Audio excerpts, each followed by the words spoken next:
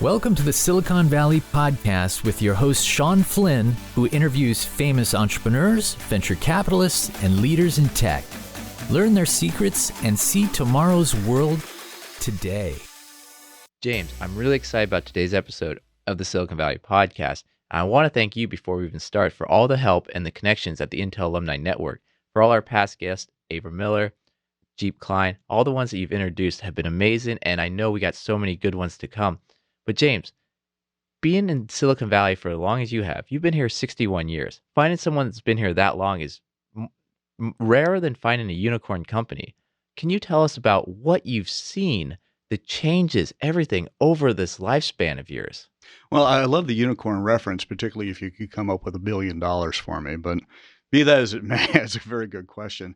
You know, Sean, I am a Silicon Valley native son. I was born and raised here. And, you know, the Valley has changed a lot since I was born in February 2nd, 1960. And, you know, this used to be a place filled with orchards. And now it's known for incredible levels of innovation, doing things differently, thinking about the world differently. And I was both, you know, a witness when I was young in the 60s and 70s, and then a participant in the early 80s when I started at Intel, where I worked for 18 years. But in total, you know, I've worked in technology for 36 years and seen a remarkable number of changes and, you know, truly evolutionary milestones in the creation of what we now call Silicon Valley. When you were growing up, when did Silicon Valley start to get that feel that everyone talks about? And is that still there? Yeah, that's a great question. Really, I remember we were subscribers to National Geographic, and sometime in 1971, we got a copy of the National Geographic that had a whole feature article on Silicon Valley, because it used to be known as the Valley of Heart's Delight, with, you know, orchards for miles and miles and miles, you know, as far as the eye could see.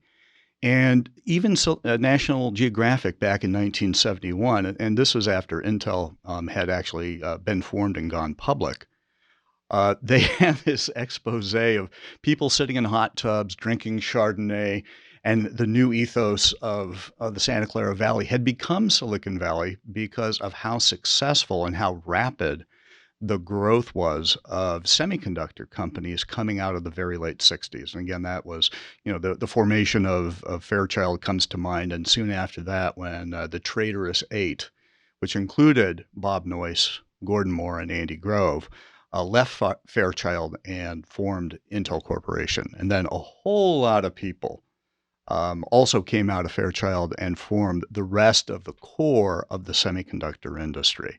But that really was just a start, because back in the early days, semiconductors were really the purview, you know, the use cases, so to speak, were military use cases by and large, or space. That's where Silicon Valley really and truly got its bootstrap from. You know, it was Department of Defense, NSA funding, and things like that started, you know, what we now have seen as the silicon and the microprocessor revolution evolving into what we see today in the form of Google and Facebook and all the others, as well as, you know, the growth of Web 3.0 companies. That's interesting that the foundation of Silicon Valley is so connected with the military. When was the first time you heard the term Silicon Valley? Do you remember that? Yeah, I remember it. I remember when we got that National Geographic in our mail because we were subscribers of a feature article on Silicon Valley.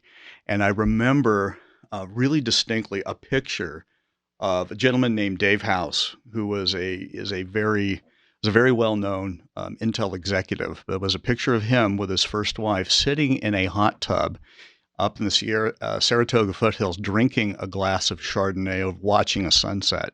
And it kind of typified that kind of, you know, we're doing things differently out here. Aren't we kind of hip? I'm sitting in a hot tub with a glass of Chardonnay.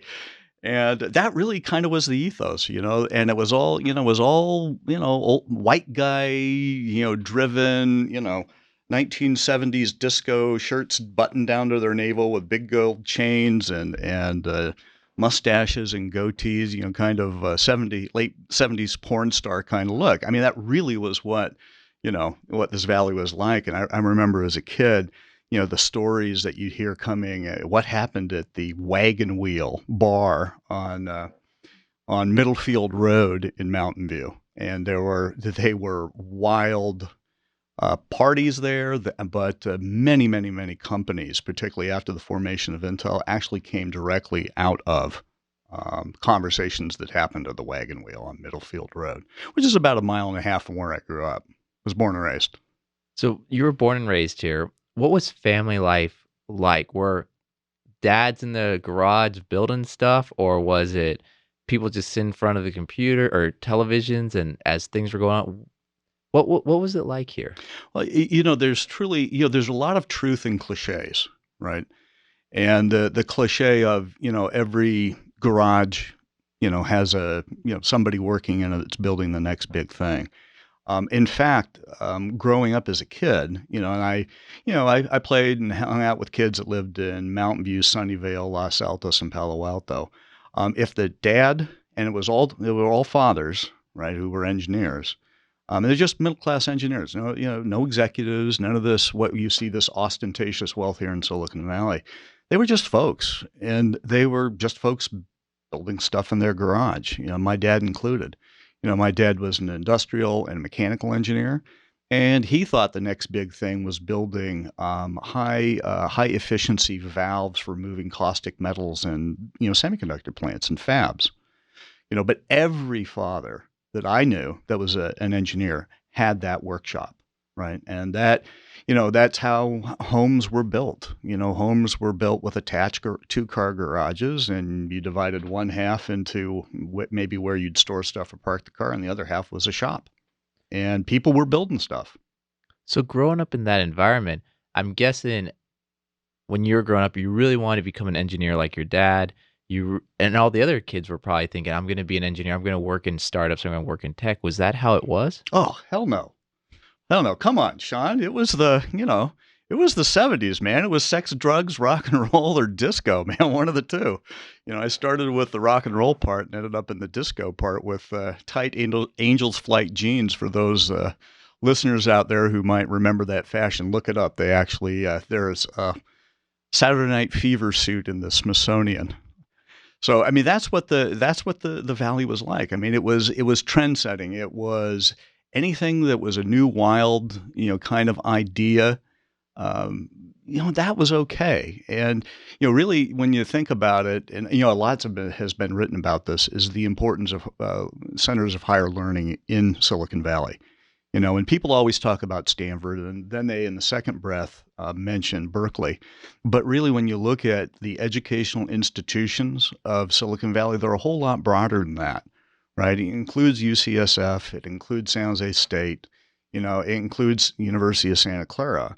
Those all fed, particularly as, I remember very distinctly as the semiconductor industry was being built into the 70s and the early 80s, that Intel and other companies did a very smart thing, going out and reaching into University of Santa Clara and San Jose State and places like that to get a lot of line employees because, in many ways, much like today, there was an explosion in employment. And so talent, people were fighting for talent, back when I remember back when I was a kid. And in fact, much to my chagrin, my father, who had been offered two founders' positions in Apple, which he turned down because we knew the Wozniaks, Jerry Wozniak and his son Steve, and obviously his wife.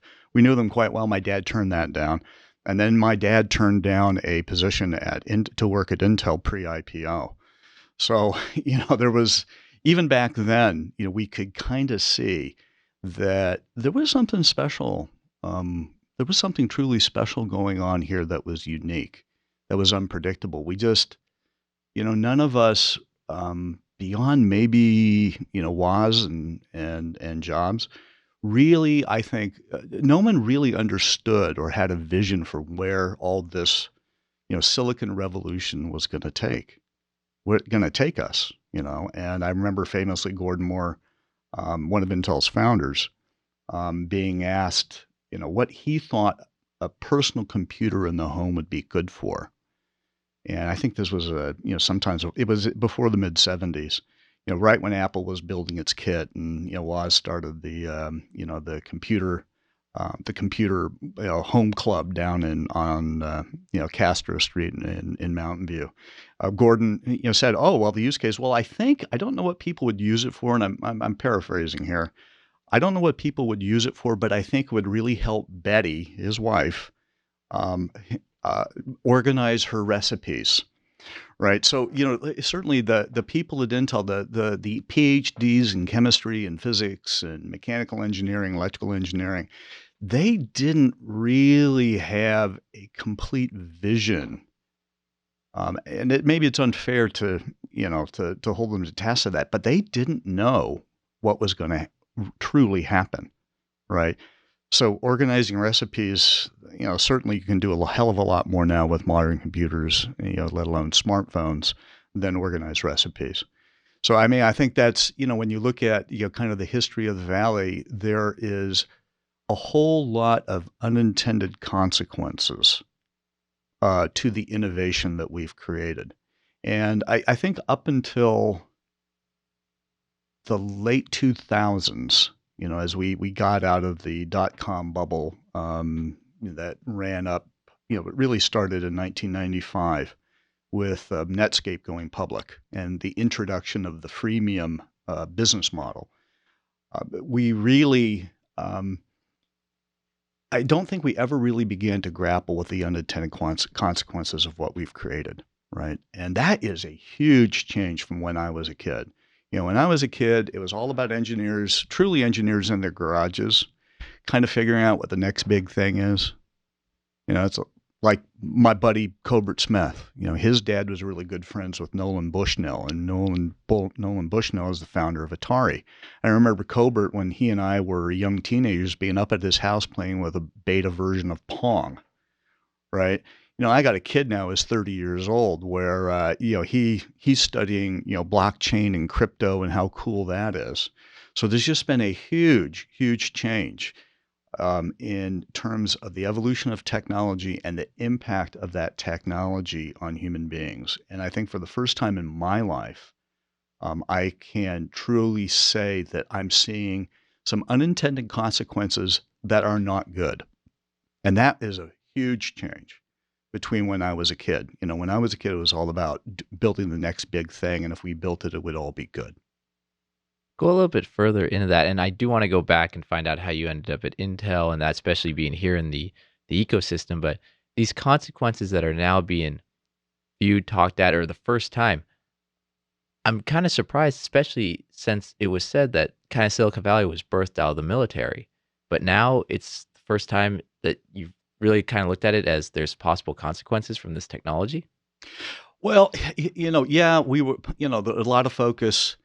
We just held an event, the Intel Alumni Network, just held an event celebrating the 50th anniversary of the introduction of the 4004 microprocessor. And it was a family, it was a grouping of chips, but it was a complete solution. And Intel, for the first time, was able to offer, a microprocessor that could run a calculator. With the introduction of the microprocessor in 1971, November of 71, you really see the beginning, the seed corn, so to speak, of what has now become Silicon Valley, right? And so the 4004 begat the 8008, which begat the 8080, which begat the 8088. And these are all Intel microprocessors. And the reason they're so important, it wasn't like there weren't other semiconductor companies out there thinking about and or designing and releasing microprocessors to the market. But Intel was the first company to really be able to put it into one very, very neat platform, which included not just the chips, but a boot ROM and memory and compilers and things like that. That was what sparked this revolution. And so you see the revolution as it begins to unfold. Going into the 80s, we begin to see the rise of the personal computer. And of course, with, DARPA funding, the what's called OSI stack, which is a networking stack, which includes Internet Working Protocol, which is what the internet is based on. You see the combination of the invention of networking plus the microprocessor and all the other software on top of it, that becomes the personal computer, essentially the connected personal computer industry. And then you see the Netscape going public in 1995. So somebody, the smart people over at Netscape, including Jim Clark and Mark Andreessen, they see that there's an opportunity to begin to connect people and their computing power together. They form Netscape. They invent the freemium model, which is incredibly important. Now, if you really look at all the Web 2.0 companies, they are all some version of that freemium model that Netscape introduced in 1995. And you asked me earlier, what big changes did I see? 1995, the day it went public, Netscape went public, you could see the sea change, right? Back prior to that, it was about the product. It was about engineering. It was about guys in their garages tinkering around, like my dad, like Jerry Wozniak, like all the fathers that I grew up with. And it changed. And what changed is it really invited, for the lack of a better term, invited Wall Street to play in our backyard. So the investment bankers start showing up, and this is in addition to the venture capital community that, back in the 80s, we know now really well. A lot of the same top flight firms are still the same top flight firms from the 80s, like Sequoia and the like. That began to change, right? And it became about the money. It became about the IPO. It drove the bubble, the first Web 1.0 bubble. And then you see, Facebook, Netscape, Facebook, Google, Amazon, all begin to take off, based on this new business model, all enabled with a central processing computing infrastructure, right? And that is where, my previous employer, Intel, really, really, really shined. They've hence had a lot of challenges, but Intel really ended up being the seminal company to make the vision of Silicon Valley such that it was a reality. So going back, you grew up here. You could have ended up working at Apple. You could have ended up working at so many companies. How did you choose Intel? Well, to be quite frank, I had a career prior to working in tech. Back when I was a kid, no self-respecting kid that went to high school, Mountain View, Los Altos, Palo Alto, Sunnyvale, Cupertino, wanted to follow their engineering father into engineering because it was the late 70s and we were all rebels, right? So very few of my contemporaries went into technology. And originally I wasn't going to go in at all. I wanted to be a labor lawyer. So, I ended up getting a degree in economics and political science. I became a Senate intern in Washington, D.C. with Reagan's first inaugural, and then I competed for and was awarded a 1982 California Assembly Fellows fellowship during the time of Willie Brown, who was one of the very famous speakers of the California State Legislature.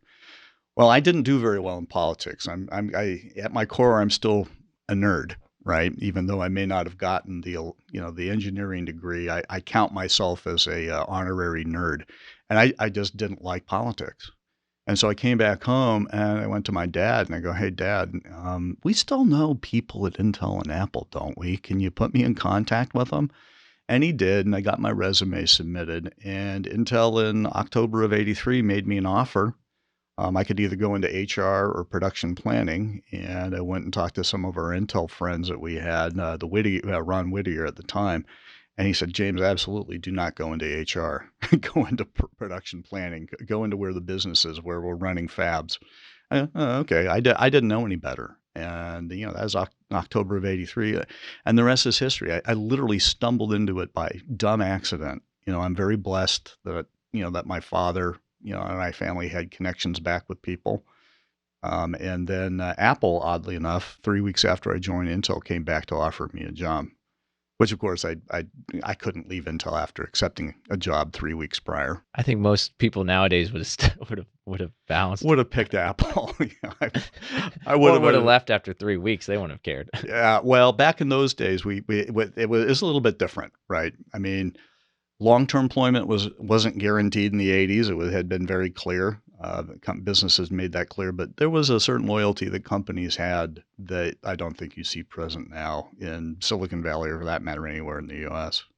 Now, growing up here, I got to ask again. You mentioned Wozniak, you mentioned Jobs, you mentioned some names. Are there any stories that you can share with us about any of these people in Silicon Valley or just any Silicon Valley stories? Well, God, can I give away confidences? Well, it's not anything. These versions of these stories have been told by a lot of people, but I have a kind of a unique perspective on them. And the one that comes to mind the most, my favorite one, is prior to Apple building Apple, or Woz and Steve Jobs, and also a guy named Bill Fernandez, who was really an Apple employee number 2 or 3. Bill was the head of GUI design, always for Apple.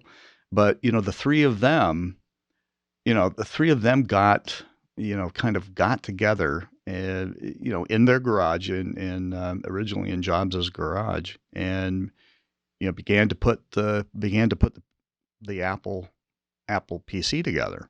But prior to that, they built something called the Blue Box. And if you dig into Silicon Valley history, this is actually a real famous story of the evolution of Apple. Woz built the Blue Box, and basically it was a device. I can't even really describe it to you. I know it was just kind of square, and my uncle in New York bought one, and it was used to rip off long distance phone calls from AT&T. And of course, that really pissed off AT&T, and they ended up going after anybody who bought one with the FBI. And so my uncle John, who was a 6'5" drag queen actor in New York, is a hysterical guy, very funny. I was in the Ridiculous Theater Company in New York, head by a gentleman named Charles Ludlam. And those people who are theater nerds will know who he is. But the FBI chased my uncle for 3 years, right? And so he was really pissed at Apple, right? So when Jerry Wozniak came back and asked my dad, I think it was the second time that Jerry came back, said, "Hey, John, will you put in, I asked you for $5,000 last time, for friends and family investment in my son's company, Apple. How about throwing in 15,000, now in, kind of the second round of friends and family?" And my dad says, "There is no way I'm giving those pot smoking teenagers who invent dangerous products a dime of my money," because my mom's brother was being chased by the FBI for ripping off AT&T long distance phone calls. So this is, these kind of funny personal stories are kind of part of it. The one was the one I mentioned earlier about Pong, and my best friend's dad was really good friends with Nolan Bushnell. And so we got to play. I played a beta version of Pong, and quite literally we had to run it off a cassette recorder. And I forgot how we even attached it to the TV, but we had to do something special to attach it to a black and white TV. And we played that. Well, we got stoned and we played it for a bunch of hours for 2 days. And our only thing we had to do was kind of write down for my friend Cobert's dad what we thought of the game. So we were early beta testers, albeit high beta testers, playing with Pong. So the Valley, I mean, I don't think anybody these days, any kid that I know of would have been, that close unintentionally, to kind of what ended up being the seeds of innovation. And that's that's why when I look at kind of the arc of my life at almost 62 years old, how amazing, this trip has actually been, and just how fast it happened. It is. I don't recognize a lot of Silicon Valley anymore, right? I mean, it has truly changed into something good and something not so good. And I, again, like I mentioned earlier, I think that's the big change, right? We were all but kids of sons and daughters of engineers building things that they thought would just improve the betterment of humanity. And then we have things like Facebook that get created that can do horrible things to people and democracies. I would have never have thought that in a million years. I would have never have thought of high performance computing, AI, ML, and as well as the rise of bioscience tools like CRISPR Uh, we are truly in my mind, we're at a phase in the evolution of science and technology that's really, truly unprecedented. It is not slowing down, it's speeding up. And it all started, it really all started here. And I don't think that is an exaggeration. And that's something that really came through to me talking to Pat Gelsinger, when we interviewed Pat, who's the current CEO of Intel, and he gave us a 5-minute video of him speaking as well as interviewing Gordon Moore of just how seminal and how important the introduction of the 4004 microprocessor was back November of 1971. Because it really, when you think about the evolution of information technology, first we start with the spoken word, right? We're all cavemen sitting around the fire and we learn to speak. The next big revolution, wherever it happened, we figured out we could write things down. So we created an alphabet and we created words, or if we were in Asia, we created characters. Then you go a long, long, long time until about 1456, when Gutenberg invents the movable type printing press and begins to print the Bible, and really sparks the Reformation and 100 years religious war in Europe. Now, people technically will say, hey, look, James, the Chinese really invented the printing press. And I go, yeah, you're right. You're absolutely right. But Gutenberg democratized it, right? Printing presses exploded in production after 1456, despite Gutenberg trying to keep it as a monopoly. And in less than a decade, it went from one printing press to hundreds all over Europe. And then that really, when you really think about it, that is the beginning of our information technology revolution, because everything led from that. Now information is democratized. Anybody can buy a pamphlet. They can buy a book. The prices of books crater in the next 100 years. And you see a lot of, at least in my opinion, you see a lot of intermediate technological introductions like the loom. The loom is very important in terms of digital architecture because a loom basically creates zeros and ones. Either the needle goes through and pushes a thread back to the cloth you're making, or it's a zero and it doesn't. That's the beginning of von Neumann architecture, zeros and ones, right? And then I think you see that next big introduction is November of 1971. And I don't think this is hyperbole. The introduction of Intel's 4004, it is truly one of those seminal events in information technology. And again, like I said earlier, it's not that, Intel had a lock on building CPUs. There were lots of people pursuing CPUs. But Intel was the first one to truly make it successful outside of selling semiconductors, and it was mostly memory semiconductors, to the mini and mainframe industry. This is the first time you really see a microprocessor show up in a handheld scientific application. In this case, it was a calculator. So with that, it sounds like Intel was kind of the core for everything in Silicon Valley. Is that almost a fair statement to say, or not? Well, there's, the whole, after the traitorous eight left, was that early 68 or late 67? I can't remember. I was only 7, 8 years old back then, so I didn't know any of these guys. But Intel, I think, truly is the most consequential company.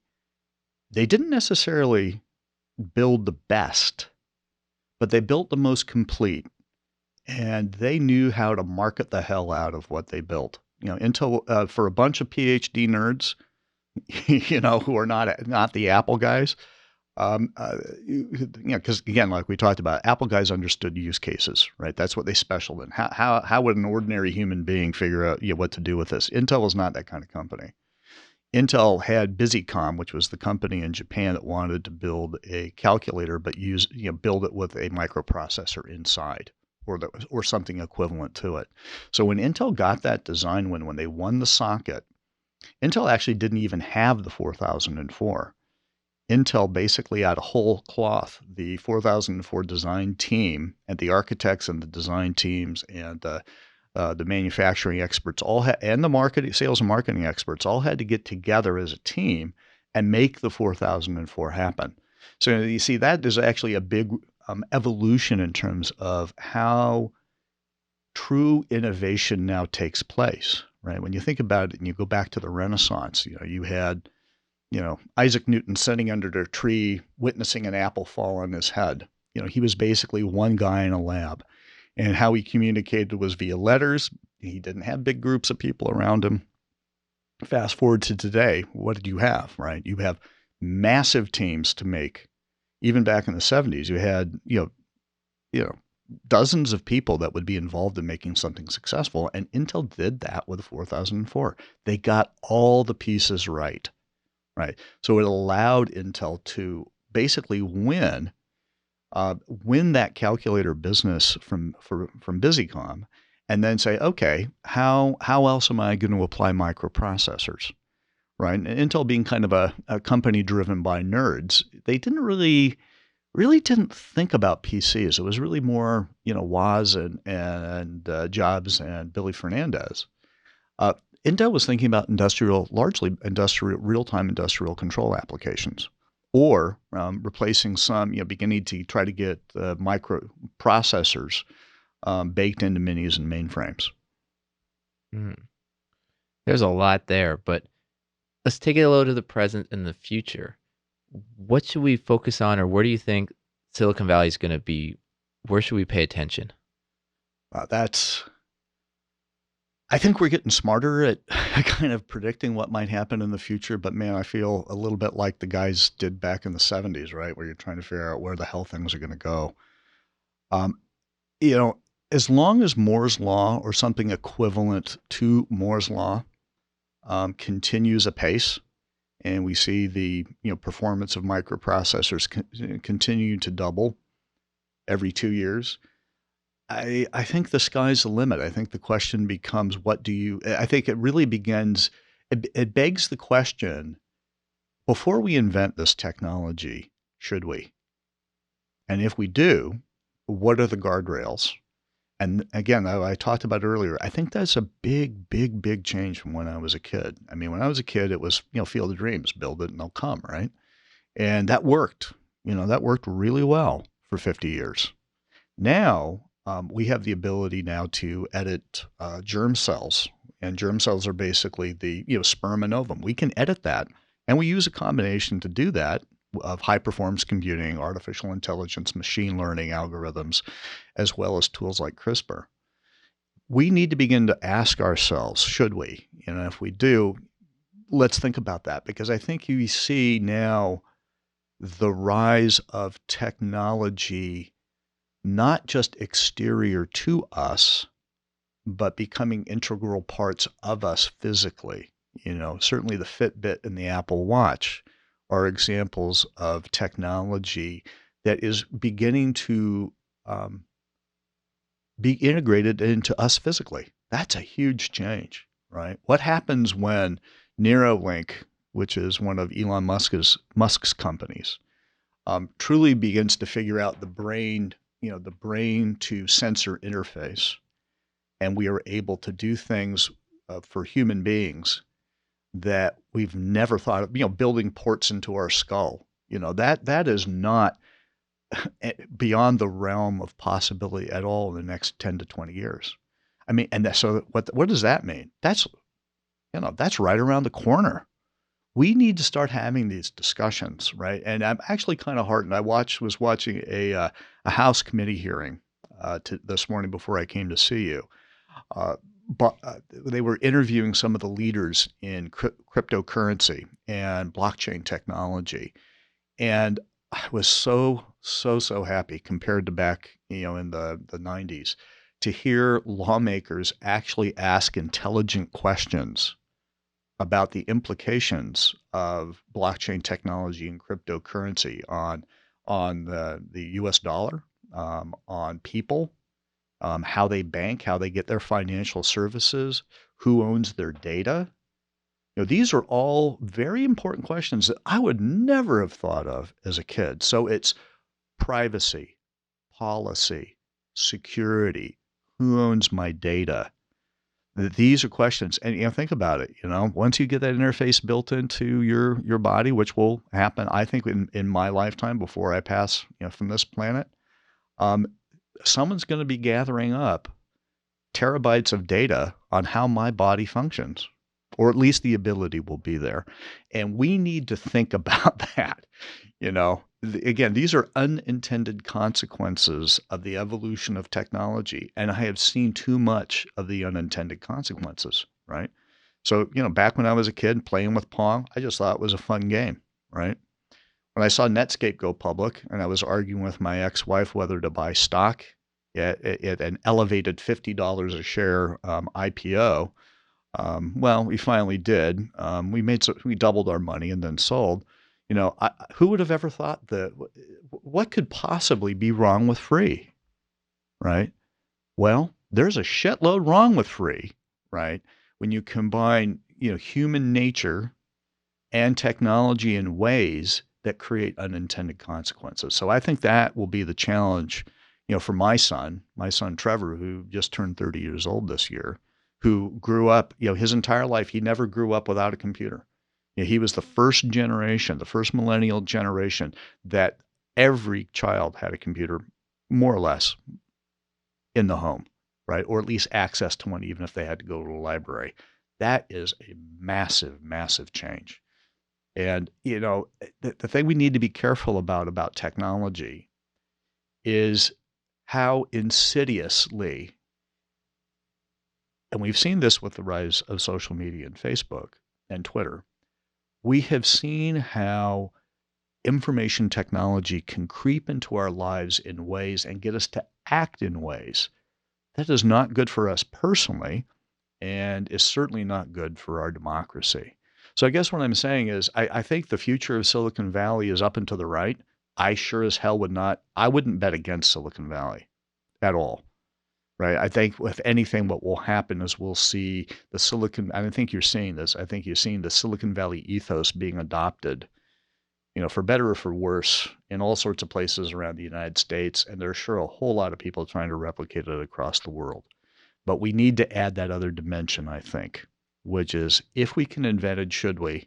And if we do, what do we think some of the unintended consequences of that technology creation? What do we think it might be? And do policymakers need to be, and I'm not an advocate for more regulation.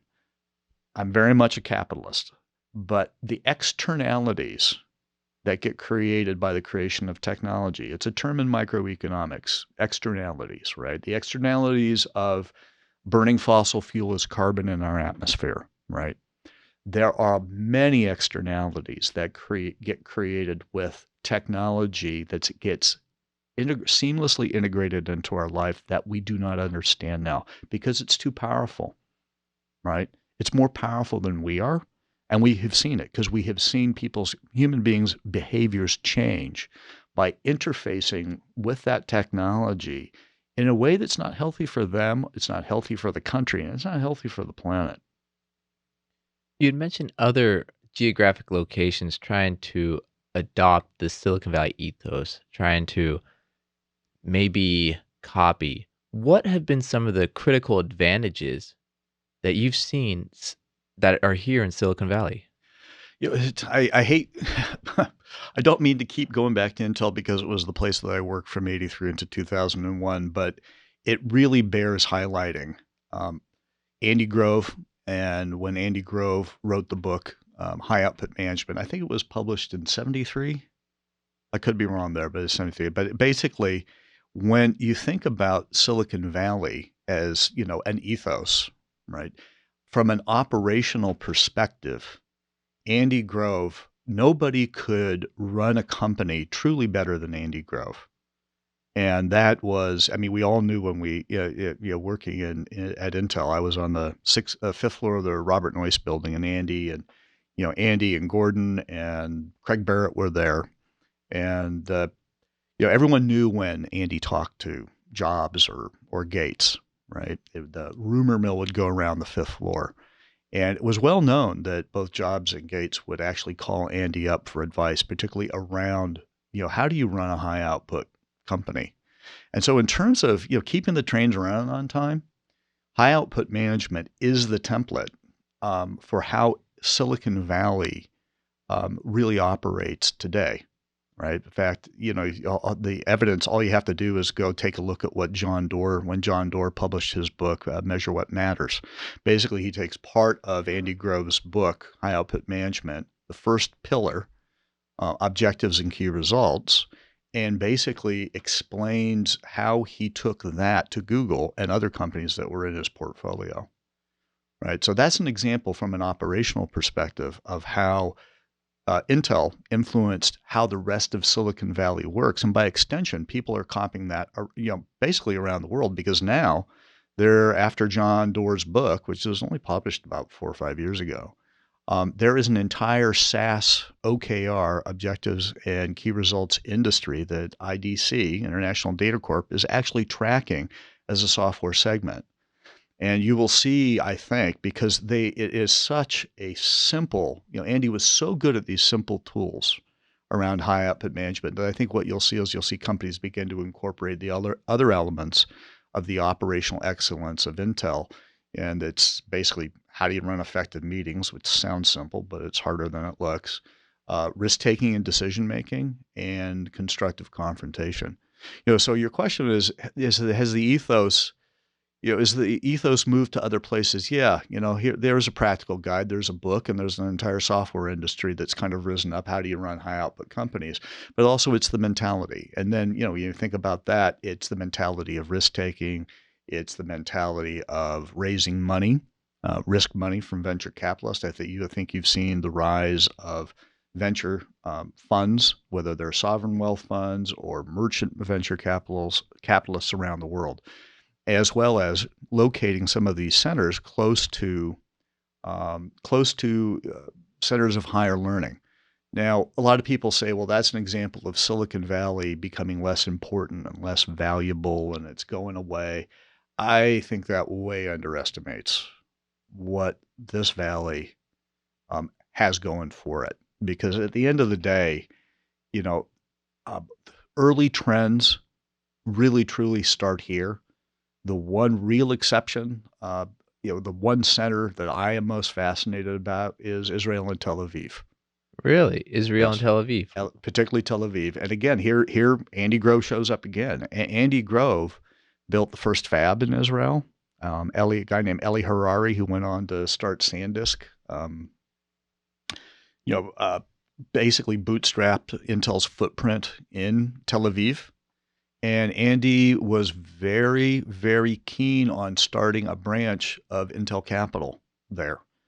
And so, and if you look at Intel Capital, and you interviewed Avram Miller recently, who founded Intel Capital, Intel's Capital is by far the largest and most successful strategic venture capitalist in the world.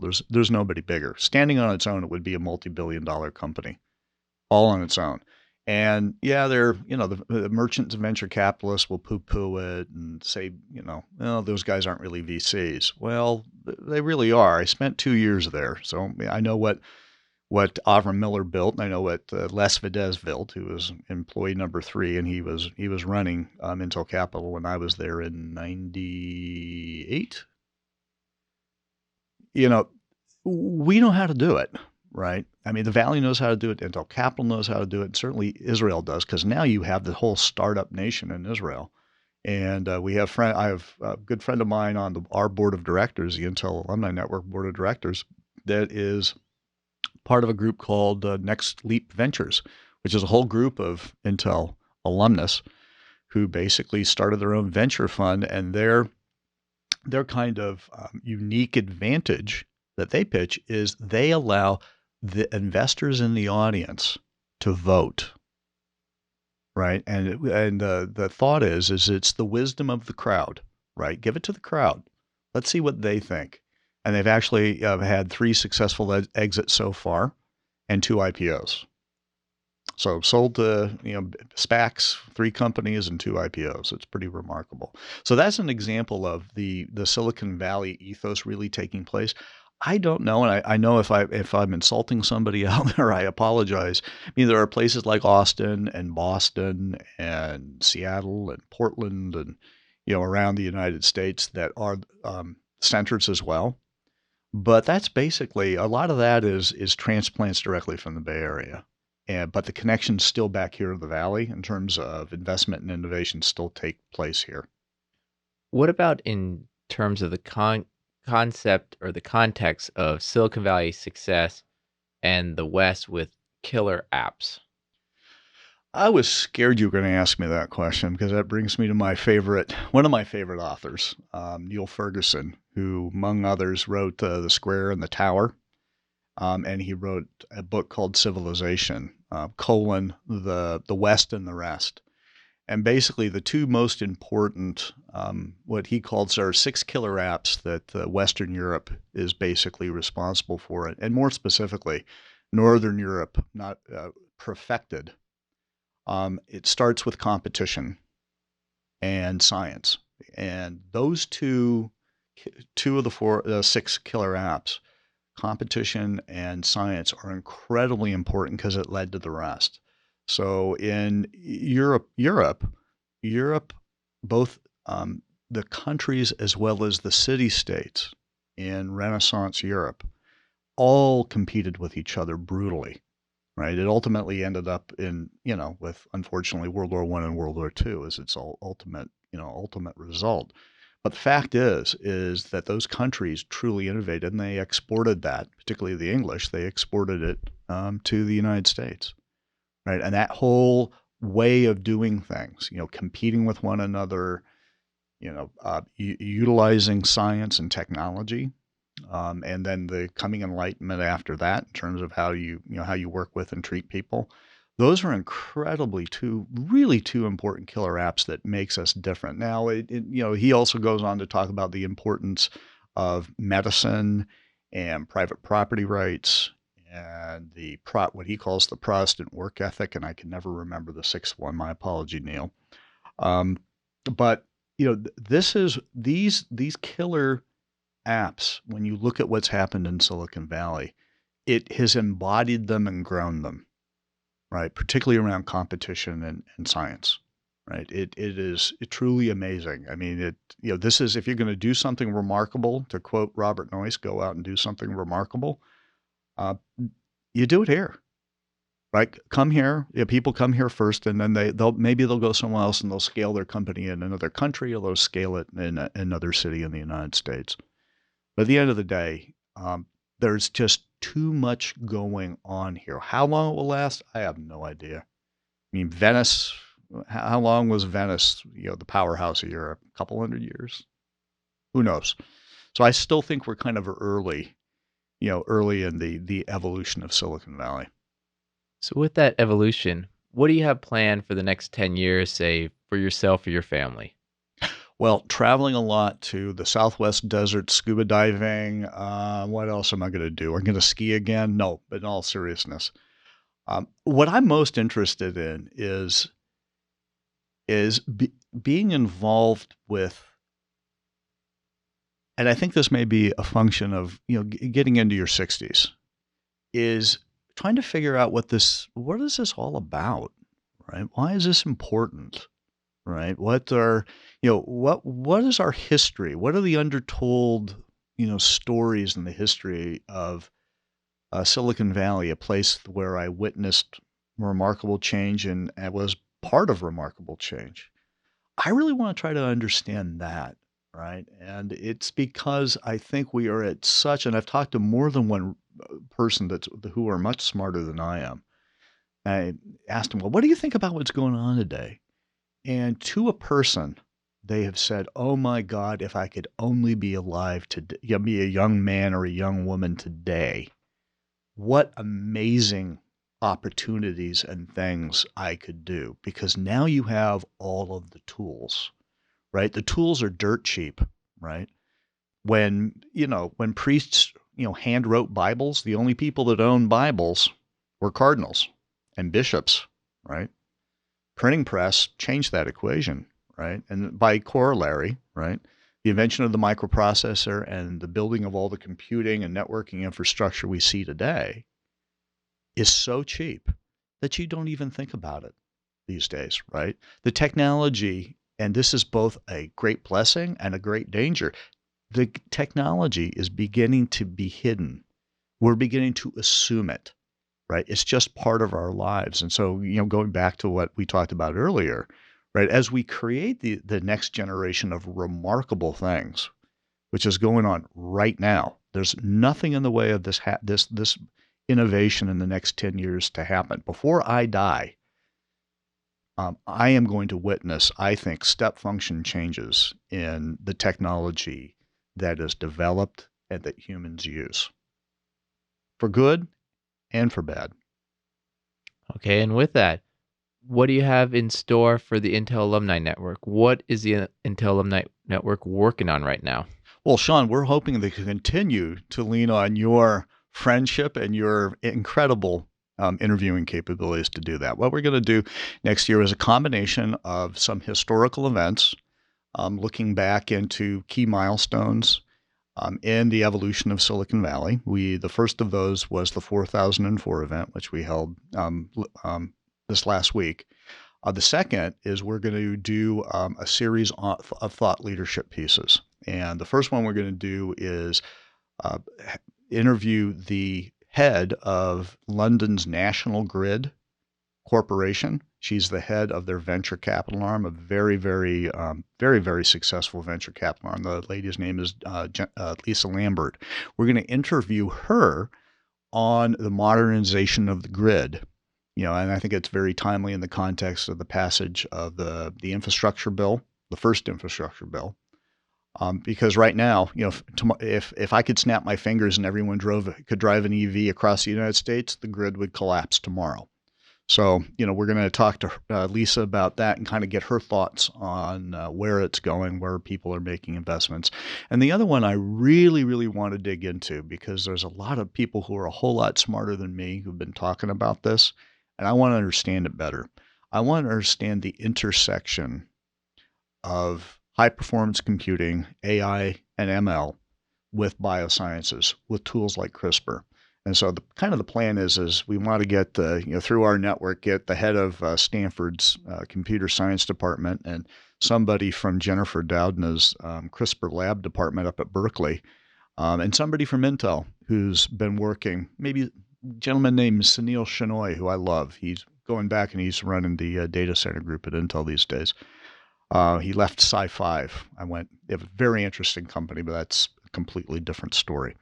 Have Sunil interview these two great people, one from Stanford, one from Berkeley, to understand the integration of high performance computing, computer science, and biosciences. Because I think the cyborgs have arrived and they are us. It'd be nice to know what we might look like in the next 10 years. And James, with that, if anyone wants to find out more information about you, the Intel Alumni Network, or anything that's going on, what's the best way to go about doing it? It's simple. Best way is reach out to me through LinkedIn. Just type in James Cape. I'm the first James Cape that will pop up. Okay, we'll have that information in the show notes. And for everyone out there, please connect with us on thesiliconvalleypodcast.com. Look for us. Our podcast is the Silicon Valley Podcast. You can find on any podcast platform. And connect with me on social media and on LinkedIn at Sean Flynn SV to find out what I do outside the podcast, where I'm an investment banker focused on mergers, acquisitions, raising growth capital, and secondaries. If you have any questions, please reach out. But with that, James, I want to thank you and the Intel Alumni Network for all the help, your support on the Silicon Valley Podcast. Thank you, Sean. You've been a great partner and friend of the Intel Alumni Network. Thank you so much from our board as well as our membership.